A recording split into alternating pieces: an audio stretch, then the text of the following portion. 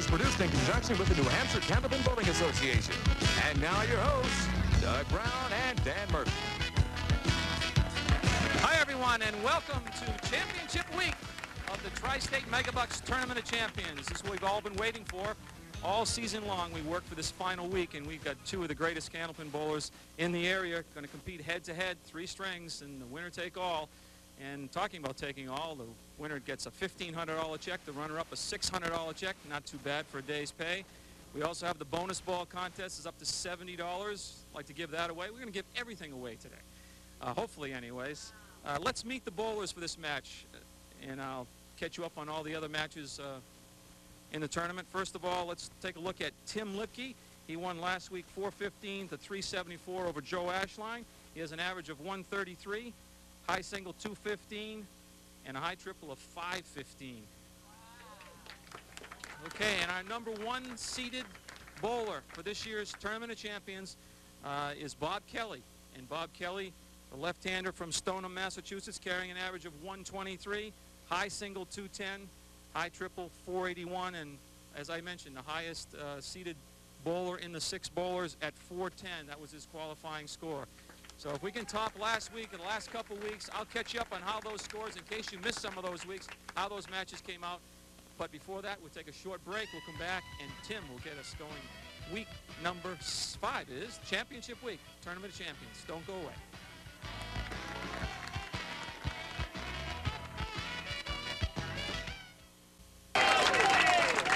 Okay, I promised to catch you up in case you missed any of these weeks. The first week, Don Richmond defeated Dan Broder, 417-363. And Don went on to defeat Rich Clark, 403-375, before running into Tim Lipke and lost in a close match, 384-383. Tim Lipke went on last week to defeat Joe Ashline, 415-374. And that matches up with the number 3 seed and the number 1 seed for Championship Week. It's for all the marbles. $1,500 to the winner, $600 to the runner-up. Really isn't winner take all, but almost all.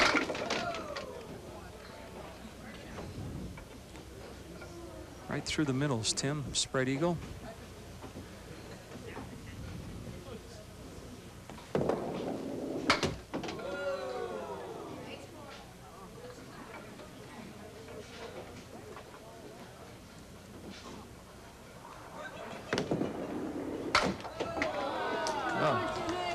A different start, 6 box for Tim.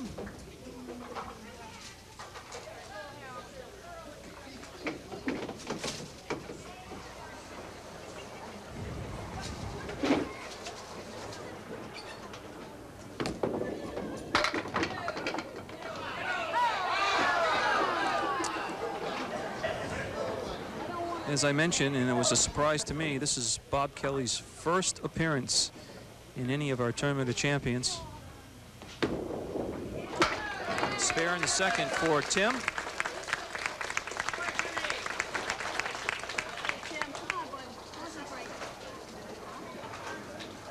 There's Tim Lipke. This is his second. He appeared back in 1991. But for Bob Kelly, 1996 is his first one.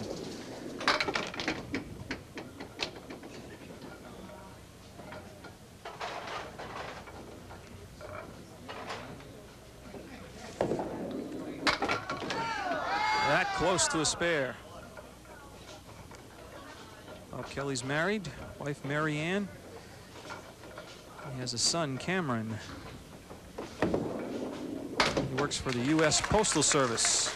10 for Bob.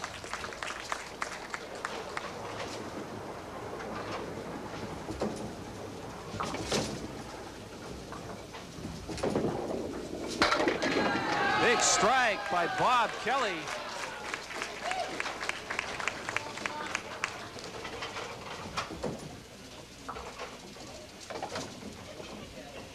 You see the replay of that strike. Tim Lipke now be working on a spare.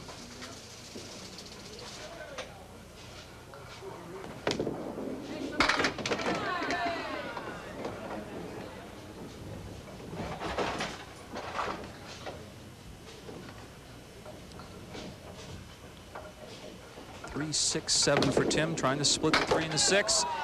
Very close to making that 2 in a row.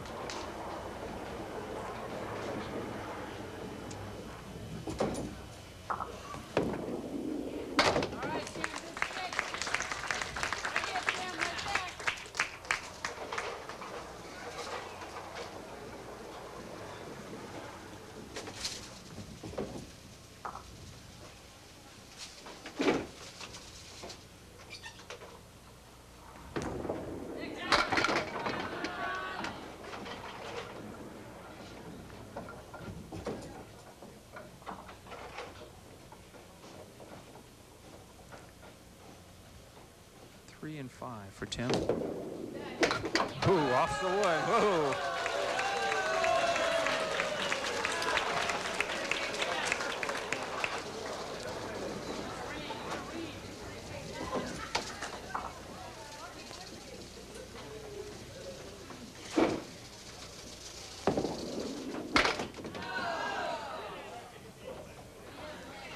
Luckily, Bob is working on a strike. Punched out to 1, 8, and 9.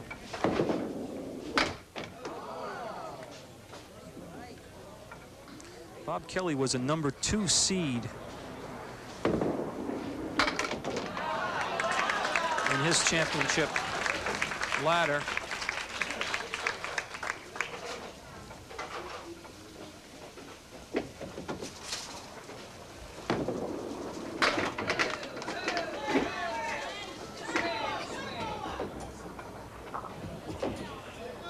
Defeated back in October of '95, defeated Phil Clough 401-384, and then he had to go against Ron Simino. And I'll finish that story next time Bob comes up. 3 and 10. Bob uses the 3-pin off the wall, comes back for the spare. Oh, Timmy's getting set. That match against Ron Simino ended 4-10 apiece. We had to go into overtime. And Bob Kelly won 29-26 in the overtime frames. And that's how Bob really earned his way into the Tournament of Champions, by having to go overtime. That's a 9 fill for Tim Lipke, 52 through 4.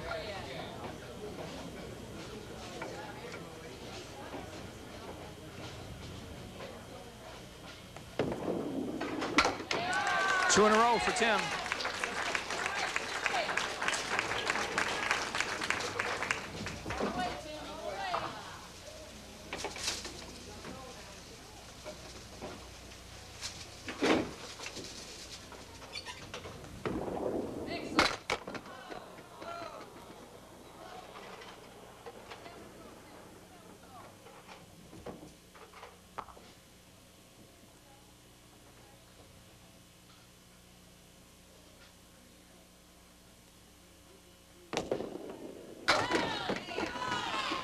To convert the spread eagle,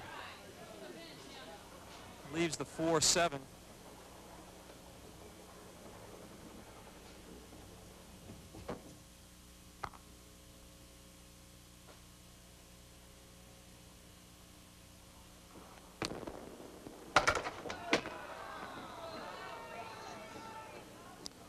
Nothing doing with that wood. 8 box, 74 through 6. See what happens on the spread eagle. Pushes the piece of wood into the 2-pin, but just didn't have enough to clear out the 4-7. Bob Kelly working on a spare. Getting back to the Bob Kelly match with the overtime victory over Ron Simino. Another spare for Bob. In that overtime, Bob threw a strike, a 9 fill, and then a 10 for 29.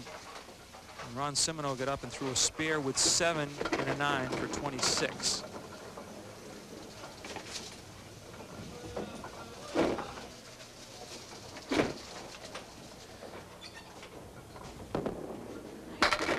Oh, strike on spare, 3 in a row now for Bob Kelly.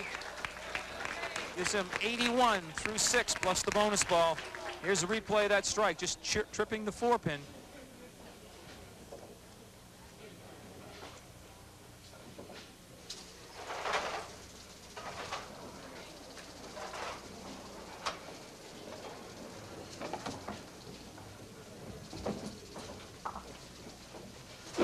Tim Lipke on lane 32. 7-10.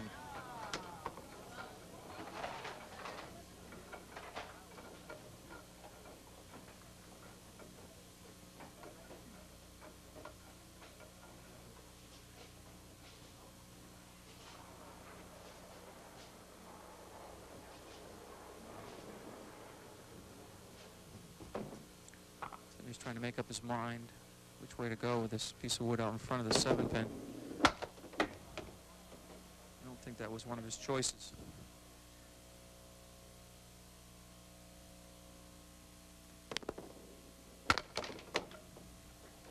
And a 9 and 83. Through 7. Championship week. A lot at stake here.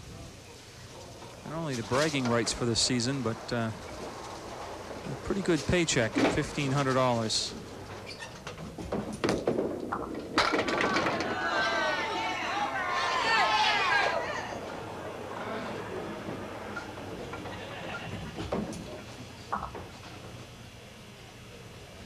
Just a 10-pin left for Tim for the spare.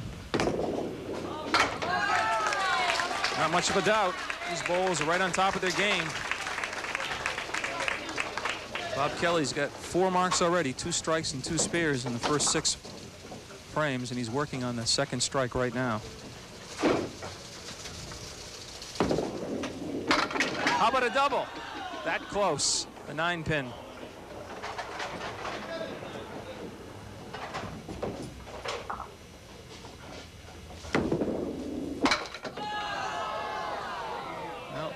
The wood was deflected to the left. The ball went right up over the 9-pin. Gives him 9 fill on the strike. And the 10.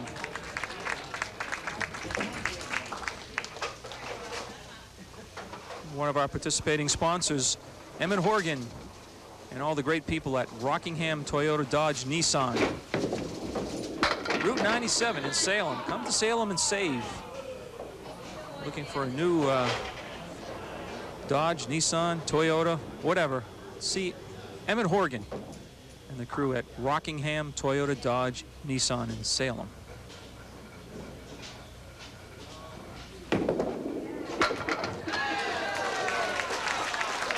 Nice spare conversion by Bob Kelly. Takes the wood. The ball carries through for the 4. Wood takes the 10-pin. Gives him 110 plus the bonus ball coming in the 8th. Tim Lipke 93 in the 8th plus his bonus ball and his spare.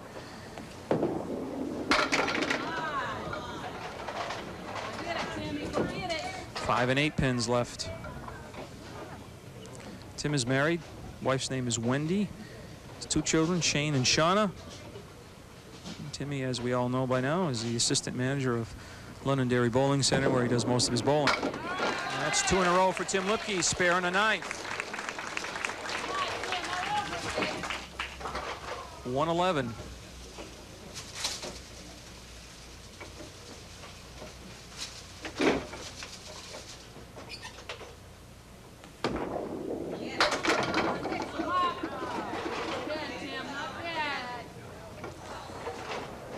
You probably heard it. Not bad is right. He missed the head pin, but leaves himself just 3 pins, the 1, 2, and 10.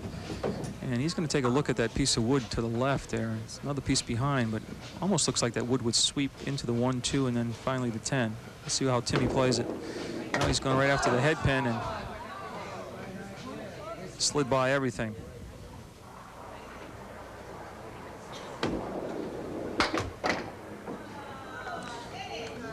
Nine and 127 opening game in championship week for Tim Lipke.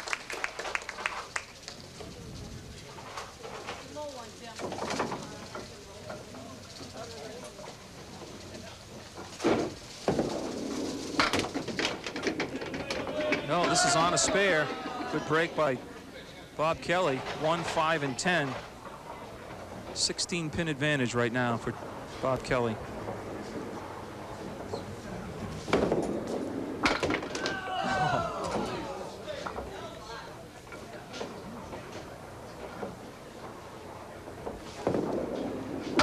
And a 10, and he is at 127 right now, so anything he gets in this last frame will be his lead.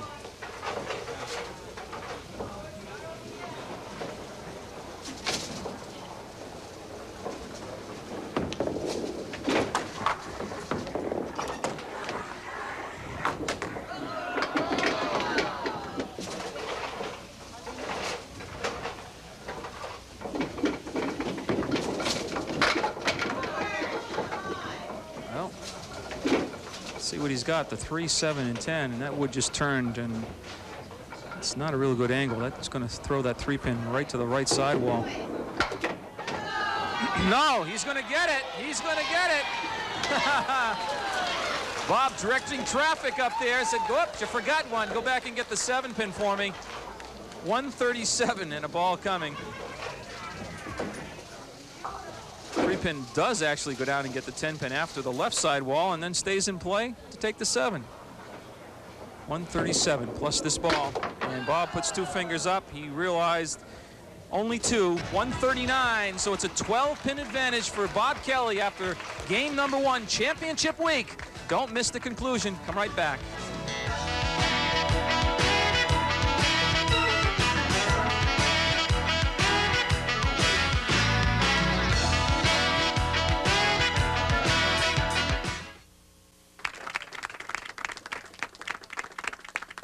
Bob Kelly will open up the second game, leading by 12. Oh, quick strike off the ball of Bob Kelly. Let's take another look at that one. Good shot from behind Bob Kelly.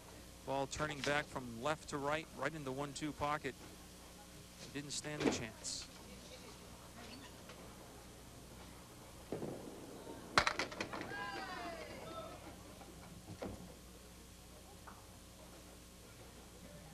And 7, a couple pieces of wood. I believe if he can catch the 4-pin though, he's going to get the spare. 2 in a row. Spare on strike.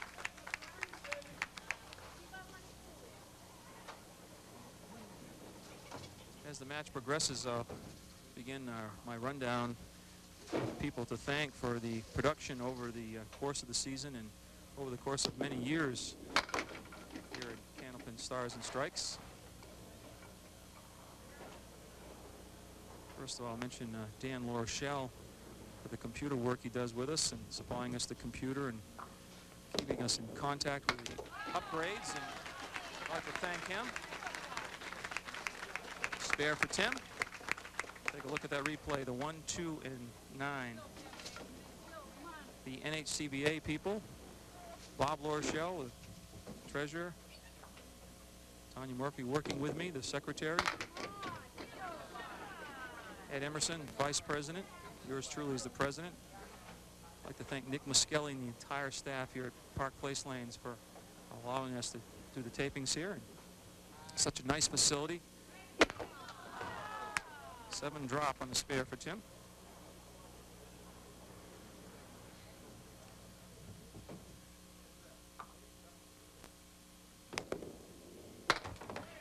Ten, 27.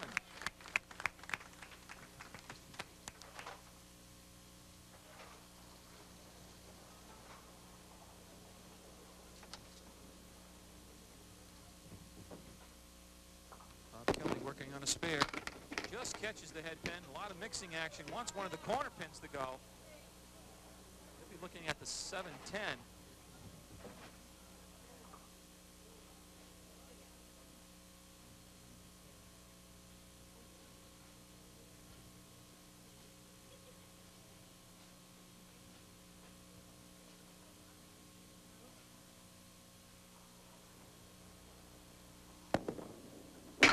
Oh, great shot by Bob Kelly. Makes it 3 in a row, striking 2 spares. Plays it right off the cap of that front wood. The ball continues through for the 10 pin, and the wood takes the 7. Gives him 3 in a row, and he'll fill that spare right now. A little heavy this time. We get the break. Oh. It's a 7-pin drop. He's got the 3-pin, the 4, and the 7. Piece of wood next to the 3. Yes.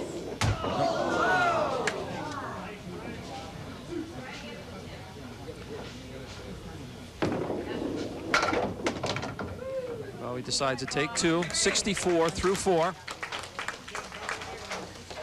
Another person I'd like to thank is Bob Perella, Paramount Industries, who supplies the bonus ball winners with new bowling balls, both the bowler and the home viewer. He's been with us several years. We thank Bob Perella and all the staff at Paramount Industries in Medway, Massachusetts.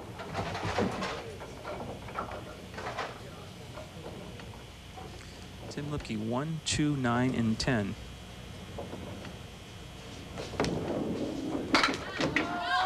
That close.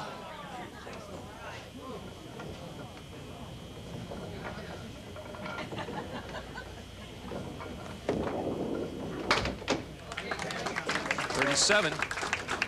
23, now a 30-pin advantage for Bob Kelly.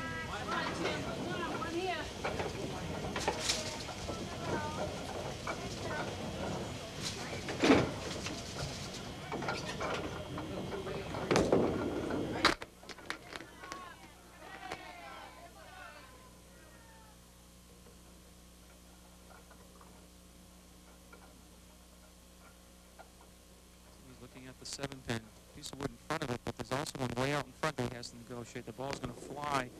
No, got by it. No problem. Spare up in the fourth. Quick check of the score. 47 of the ball for Tim Lipke. Bob Kelly leading by 29 halfway through the match. Stay tuned.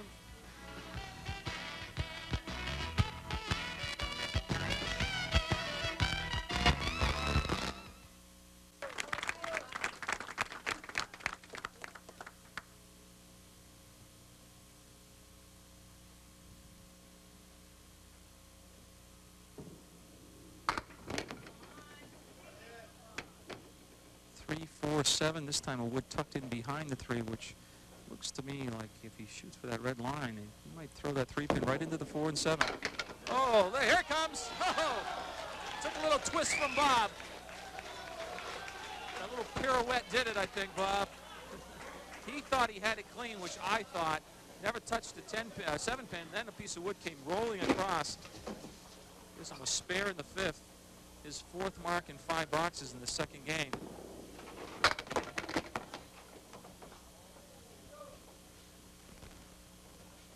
That's 80 at the halfway point.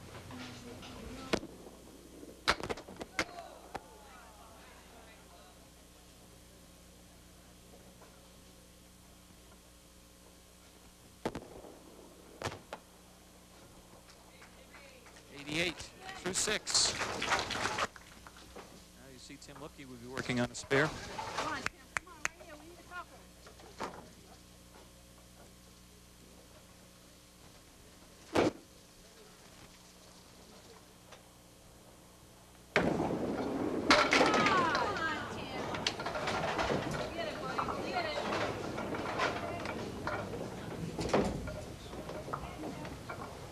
5 and 8, trying to make it 2 in a row and slowly climb back into this match. Oh, just catching it.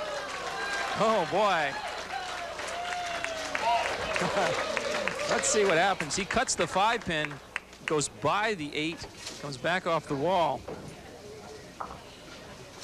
This gives him 65 plus this.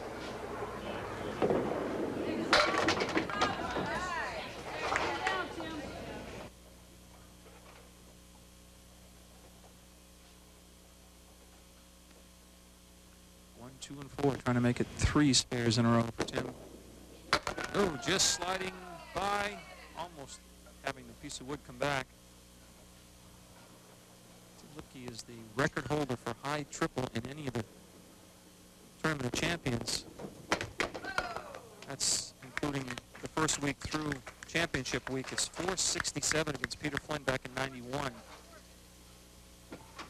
The highest in the championship match, which would be this week, would be 411 by Joe Ashline back in '94.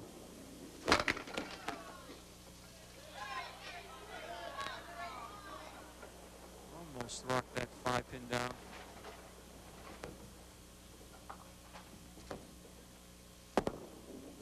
Trying to cut it across. Here it comes. 2, 3 times. I think if it passed one more time, it would have got it. Wow. To the right side wall, to the left side wall, back to the right. 10-pin still stands. Works it out for the 10, 98 through 7. Take a look at this pin. Back and forth.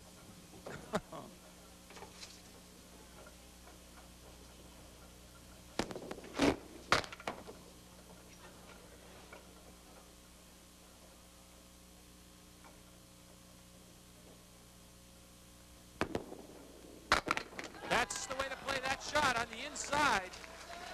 Way you get the full benefit of the head pin going back into the cluster of pins. The ball goes down and takes out the 6-10.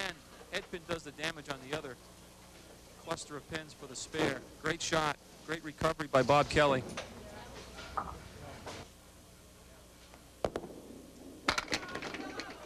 Timmy knocks that 5-pin out, and take my chances with this one. The 610. Piece of wood lying right smack in front of it. No problem for Tim.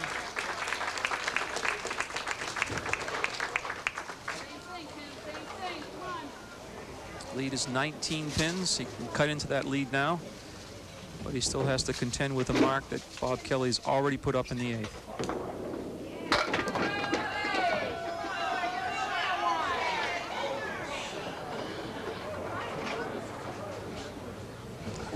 Well, he's got the 6 and 9.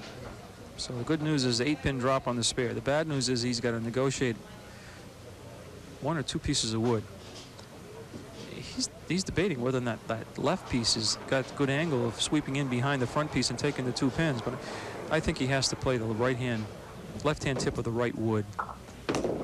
That's what he's going after, and that's a great shot by Tim Lipke, matching the spare put up by Bob Kelly. The lead now just 11 pins. Here's the replay right on the cap. Wood comes off the wall, clears out the 9-pin. Bob Kelly working on a spare. Neither of them want to make a mistake now.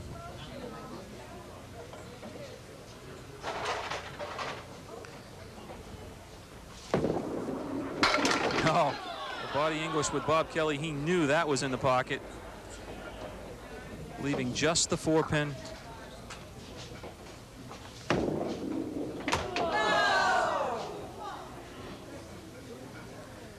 Sliding by.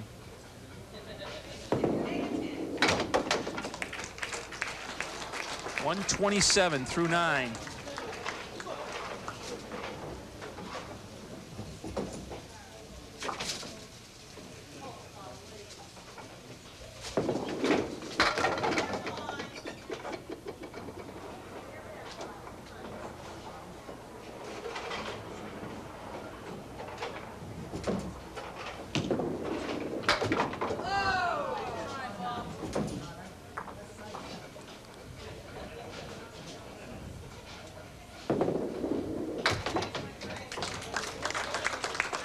And 137 gives Bob a 2-string total of 276.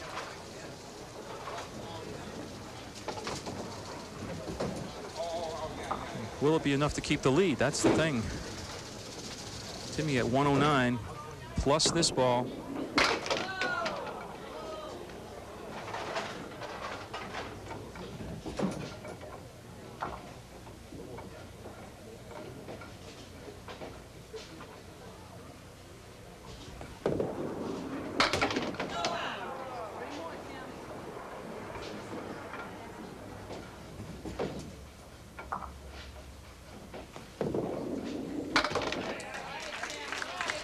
.123 through 9 for Tim.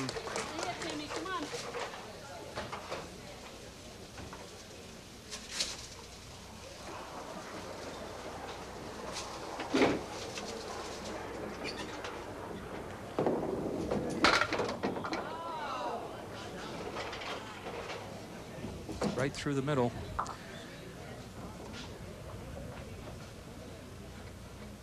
Three, 4, 5, 6, 7, 10. Yo, what a shot in the 10th for Tim Lipke. I don't think anybody here gave him much chance of making that shot. He's on the inside too, and somehow one of those pieces of wood stays in play, comes across for the 4-7. Is a 133 and a ball.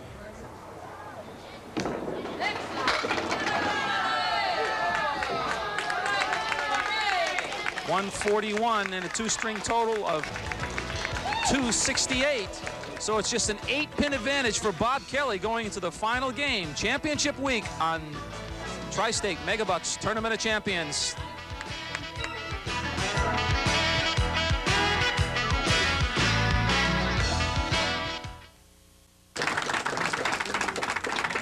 Okay, here we go. Final game of the 96 version of the Tri-State Megabucks Tournament of Champions. And while I'm on the Tri-State Megabucks, certainly like to thank them as a presenting sponsor again this year on the Tournament of Champions. They've been with us many, many years, and the people at Megabucks are to be applauded. thank you, and hopefully your continued support throughout the years to come. Tri-State Megabucks Tournament of Champions, 8th edition. I'd also like to thank the camera operators, Steve Draws, Bob Dole, and Dave McCarthy. You guys do a great job. Sometimes it goes unnoticed. Paid your dues, now you can do the marks. Jonathan Wyoski, the character generator in the truck. Come on. Peter Havanesian in replay. Mike Tanzer, Larry Taylor, the engineers. Paul Hunter, chief engineer. Victor Cross, our director. Always does a great job. Last but certainly not least, Donna Cole, the managing director of WNDS.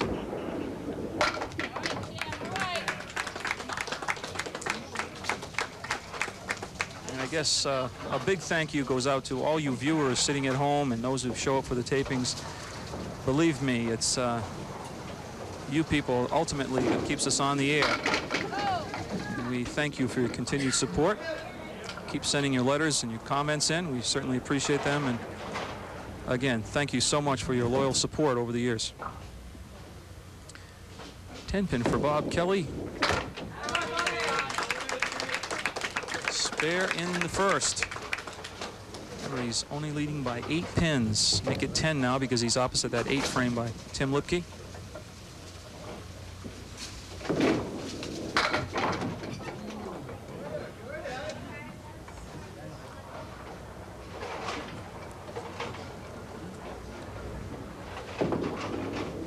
Two in a row for Bob Kelly. Come on, Tim, right here.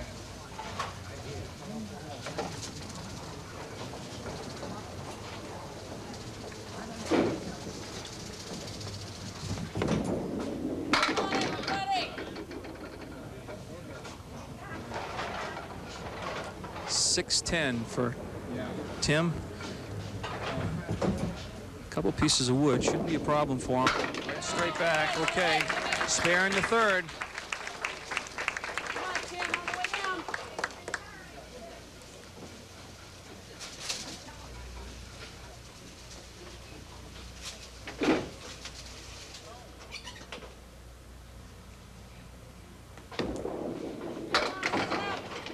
down. Off target, but not a bad break. The 1, 2, and 10. It's a 7-pin drop on the spare. Gives him 35. He's got a piece of wood in between the 1 and the 2, as you can see, and that should help him throw the head pin down. Whoa, he needed some help on that 2-pin, and kind of turned around and took a double take on that. I don't think there was any problem at all. Watch the 2-pin. Kind of hops in the air, and it was going to stay there. Well, Bob Kelly back to work on lane 32, working on a double spare.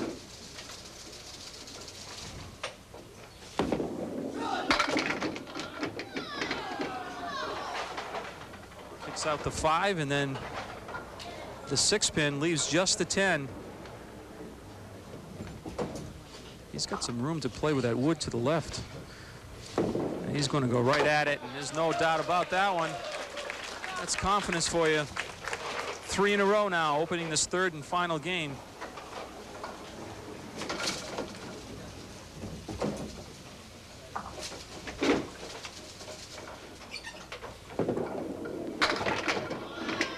Oh, gets a big kick on the 7 and 8, leaves just the 10-pin again.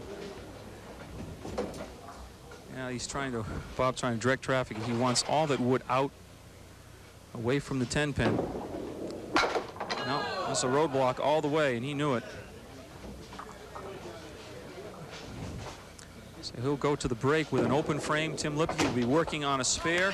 63 for Bob, 45 and a ball for Tim Lipke. It's a long ways from over. 6 frames remaining, championship week. Come back with us.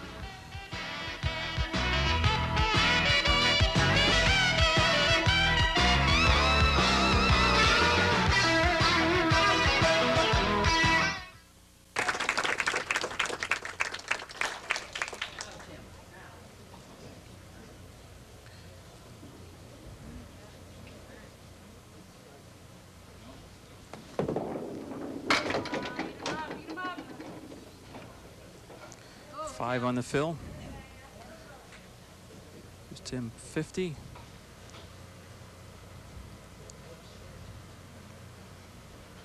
Two in a row. Hang on, boys and girls. This is a long ways from over. See, the wood helps with the 10-pin. Ball just continues through for the other 4 pins. Lead now 21.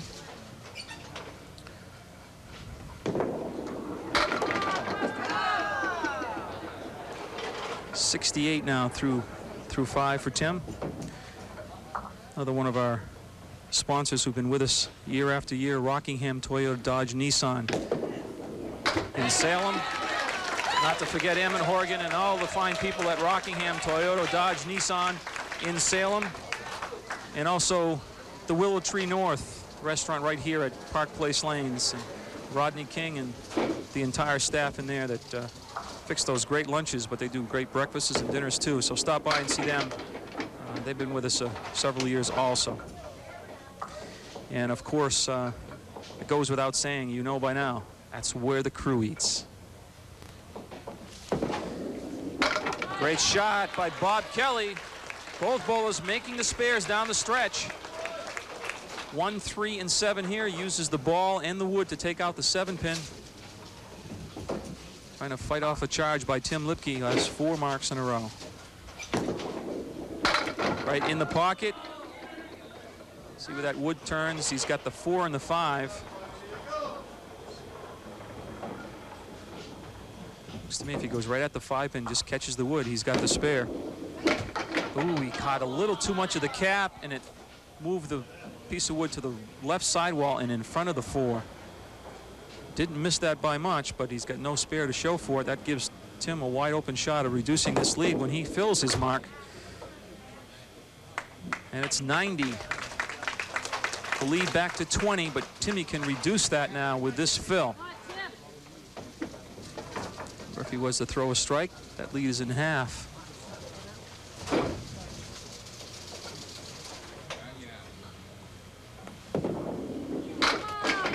A light hit. He's got the 7-10.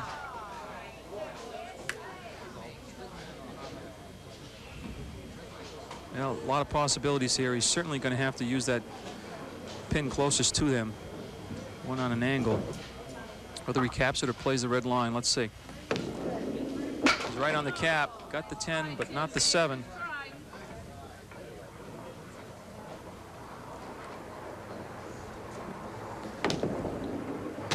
What the bowlers are going through, but my hands are kind of sweaty. I'm sure the bowlers are the same way. It's a close match. 12 pins now. Championship week. Difference of a $1,500 check and the title, and a $600 check and the runner-up spot.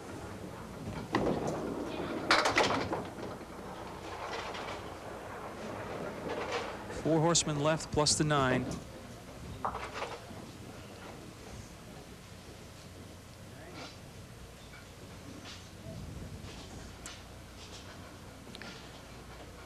He's waiting for that to settle down. Looked like to thank Cindy Sissom doing the scoreboard for us each week.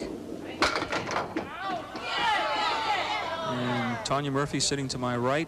When we need someone to run the computer system, she's always available. And of course, Doug Brown, one who does a lot of work behind the scenes as well as behind the microphone. And of course, we did miss Doug through the Tournament of Champions. I hope he'll be back with us, and my hat is off to him too. Learned a lot from that guy, and it's been a great asset to Candlepin Stars and Strikes as well as the Skin Show. So Doug, thank you, wherever you are. I'm sure he's watching. 6 and 9. But not a good piece of wood out in front. Probably try to get by it. No, just drove it right straight back. That's why he's up there bowling and I'm back here. Looked a lot easier than I thought it was going to be. Now he's got a 13-pin advantage. He can increase that now with this fill, but only by 5 more.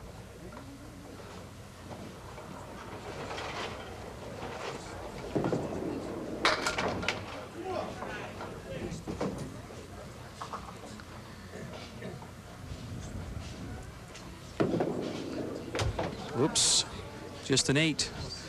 So the lead now is 16 pins with 2 frames remaining. So you would think that Timmy would need a couple marks. At least to force Bob to get 1 mark when he gets up there.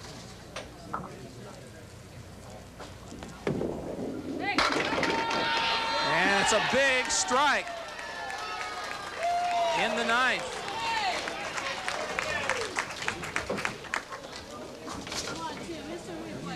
Testy little 4-pin there, but finally goes.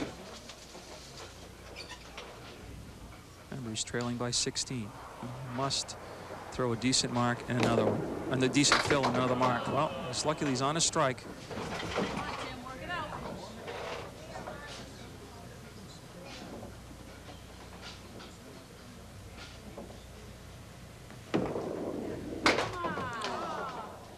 That hurts. Hit the object pin, drove the head pin right straight back. Just a disappointing 4 on the strike.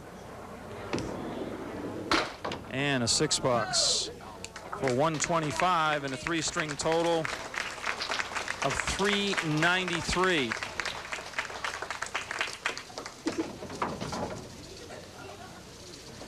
Bob Kelly already at 389. So it's 5 pins in these 2 boxes. And that will do it. You're looking at your 1996 Tri-State Megabucks Tournament of Champion winner, and that's Bob Kelly from Stoneham, Massachusetts. Spare in the 9th.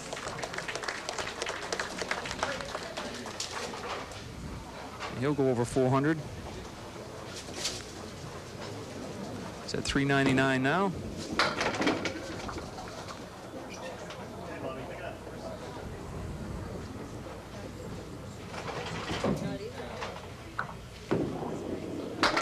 And he'll finish with a couple spares. 140 and 416 plus this bonus ball.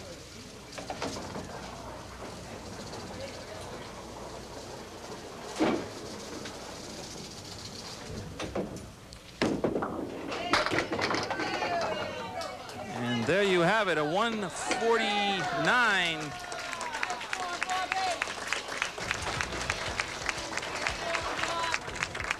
We'll do that correction in a 425, I believe, for Bob Kelly. So he's the champion of the 1996 version of the Tri-State Megabucks Tournament of Champions. We'll be back to talk to the bowlers. Don't go away.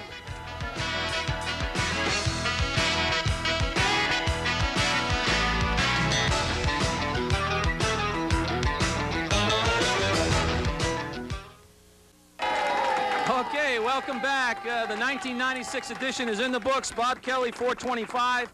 Tim Lipke, 393. Come on up, Tim. Wendy, Tim says to tell you this is only $200 check, but it's really $600. Sorry. You know better than to say that to me. Yeah, I know. You like Wendy. Well, in the 9th frame there, I thought you threw that strike. I says, he's still alive. He throws a double here, but... That's exactly what I needed. I knew going in I needed a strike in the 9th box. Threw that, luckily. The pin fell, and then had a little extra juice on the next one in the 10th box, and it just got away from me a little bit. But told you it was going to be over 400 to win this thing, and Bobby's quite a bowler in his own right. You're absolutely right. Well, yeah, we're short on time. We'll talk to you next year when maybe you're back here and we're collecting the winner's check. Thank you very much, Denny. Have a great summer. Okay, Bob Kelly, one last shot this season at the bonus ball. $70, Bob. Oh, 6. Oh, there's 6s in here. There's 6s in here. Yeah, there is. Not this one, but there are 6s in there. Bruce Menard from Milford, New Hampshire, guessed 8. Bob, a little short on time here, but $1,500 richer. Great bowling from start to finish, Bob. You had it all the way, right? Yeah, strike ball was avoiding me today, but you know, Timmy was going to be tough. You made some great spares and a couple others I thought you had. I think you did too, and you didn't make them. But a little bounce of the wood here or there, you never know. Yeah, sometimes I missed a couple of head pins, got a couple of breaks, and they made up for it. So, yeah, it was great. Well, this will give you a wide-eyed grin there. $1,500. Thanks, Bob. Great champion. Okay, let's hear it for Bob. Okay. On behalf of Doug Brown and myself and all the crew, thank all of you, the viewers at home, your loyal fans, keep watching. We enjoy doing what we do, but we enjoy you people watching, and without you, we're nothing. So please stay tuned to us. We'll see you next season. On behalf of Doug Brown and the entire crew, I'm Dan Murphy. Thanks for watching.